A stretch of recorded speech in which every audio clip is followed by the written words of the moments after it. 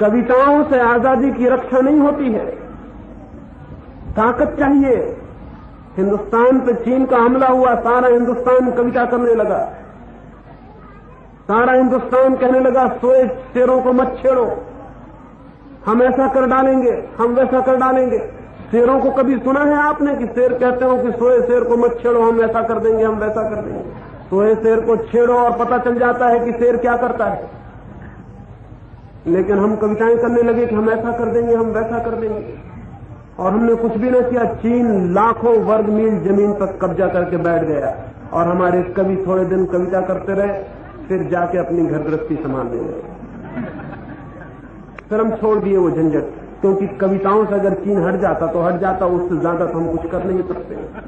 अब तो हमारे नेता ये बात ही बंद कर दिए कि वो जो हजारों मील लाखों मील जमीन चीन ने दबा ली है उसका क्या हुआ, अब उसके नेता बात ही नहीं करते।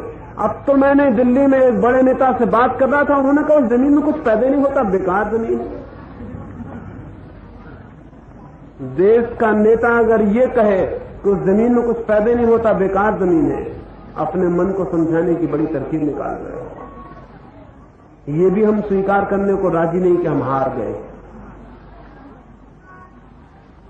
हम स्वीकार नहीं करेंगे, हारते चले जाएंगे, स्वीकार नहीं करेंगे। स्वीकार करने को शायद हमें ताकत जुटाने का ख्याल पैदा हो, लेकिन ताकत ऐसे ही पैदा नहीं हो जाती है। ताकत विज्ञान से पैदा होती है, टेक्नोलॉजी से पैदा होती है, और हम विज्ञान के दुश्मन। हम कैसे ताकत पैदा करेंगे? हम कैसे ताकत पैदा कर सकते हैं? नहीं, इन कविताओं को दोहरा लेने से नहीं चलेगा काम, हमें कुछ करना पड़ेगा। और उस करने की दिशा में सबसे बुनियादी बात यह है कि भारत को आने वाले 50 वर्षों में वैज्ञानिक होना है और भौतिक जगत पर सामर्थ्य और शक्ति पैदा करनी है। और मेरा मतलब ये नहीं है कि भौतिक जीवन पर शक्ति पैदा करने का अर्थ धर्म को खोना है। मेरा मतलब यह है कि धर्म का शरीर भी भौतिकवाद ही बनता है, और अगर हम भौतिक शरीर को नहीं संभाल पाते तो आत्मा की हम बातें कर सकते हैं, आत्मा को भी संभाल नहीं सकते। आने वाले 50 वर्षों में सारे मुल्क को इस श्रम में लग जाना है कि हम एक भौतिकवादी भवन को खड़ा कर लें, फिर हम उसमें भगवान के मंदिर को भी बनाएंगे, जरूर बनाएंगे, लेकिन मकान तो बन जाए जिसमें हम भगवान की प्रतिमा को स्थापित करें। मंदिर ही नहीं है, भगवान की प्रतिमा को स्थापित कहां करें? शरीर ही नहीं है, आत्मा के आनंद को कहां खोजे? रोटी ही नहीं है पेट में, काव्य कैसे पैदा होगा? ये थोड़ी सी बातें मैंने कही, सूत्र रूप में 2 बातें मैंने कही। बड़े शब्दों से सावधान होने की जरूरत है, क्योंकि वे हमारी असलियत को छिपाते हैं। झूठे शब्दों से सावधान होने की जरूरत है, कहीं उनके कारण हम झूठी सांत्वना में पढ़ के अपने को नष्ट न कर लें। और दूसरी बात मैंने कही, धर्म का अति हो गई है, हमें भौतिकवादी जीवन चिंतन को भी जन्म देना होगा ताकि इस अति का मुकाबला किया जा सके। दूसरी बात मैंने कही कि हमें जीवन की वाह, सामर्थ्य, शक्ति, समृद्धि, इनको विकसित करने में भी लग जाना होगा। और कोई कारण नहीं है, हमारे पास शक्ति बहुत है, एक बार हम सक्रिय हो जाएं तो उस शक्ति से एक बहुत बड़े देश को जन्म दिया जा सकता है। भारत अतीत में महान नहीं था, लेकिन भविष्य में महान हो सकता है, और भगवान नहीं कर देगा उसे महान, उसे हमें श्रम करना होगा तो हम उसे महान कर सकते हैं। अतीत में हमारा स्वर्ण युग समाप्त नहीं हो गया, भविष्य में हमारा स्वर्ण युग आने को है।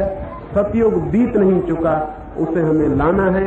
एक अच्छा समाज, एक शक्तिशाली, समृद्ध, शांत, बढ़िया, भले, नैतिक, धार्मिक लोगों के व्यक्तित्व से भरे हुए समाज को जन्म देना है। अगर ये आकांक्षा हमारे भीतर पैदा हो जाए तो हम उसे जन्म दे लेंगे, लेकिन हमने सपना देखना ही बंद कर दिया। नीत्शे ने कहीं एक वचन लिखा है कि वो समाज मर जाता है जो सपना देखना बंद कर देता है। हम सपना ही नहीं देखते भविष्य का, कोई ड्रीम हमारे प्राणों में नहीं है कि भविष्य ऐसा हो। कैसा भविष्य, उसकी कोई कल्पना, उसकी कोई आकांक्षा, उसकी कोई अभीपसा हमारे प्राणों में नहीं है। जिस प्राण में भविष्य का सपना नहीं है, उस धनुष की प्रत्यंचा टूट गई। उस धनुष की प्रत्यंचा पर सपने का तीर नहीं है। वो धनुष की प्रत्यंचा भविष्य के किसी निशाने को कभी भी पूरा नहीं कर पाएगी, भविष्य के किसी निशाने पर चोट नहीं पहुंचा पाएगी। भारत के प्राणों की प्रत्यंचा टूटी पड़ी है। उसे सपनों का तीर चाहिए जो भविष्य की तरफ उन्मुख हो, और सारी शक्ति हम लगा दें तो कोई कारण नहीं है दुनिया के दूसरे लोग जो कर रहे हैं वो हम न कर सके। हमारे बच्चे अभी भी चांद को देखकर हाथ फैलाते हैं। उनके माँ बाप उन्हें समझाते हैं कि चांद को नहीं पाया जा सकता, चांद बहुत दूर है। चांद को मामा समझ के हम चुप रह जाते हैं।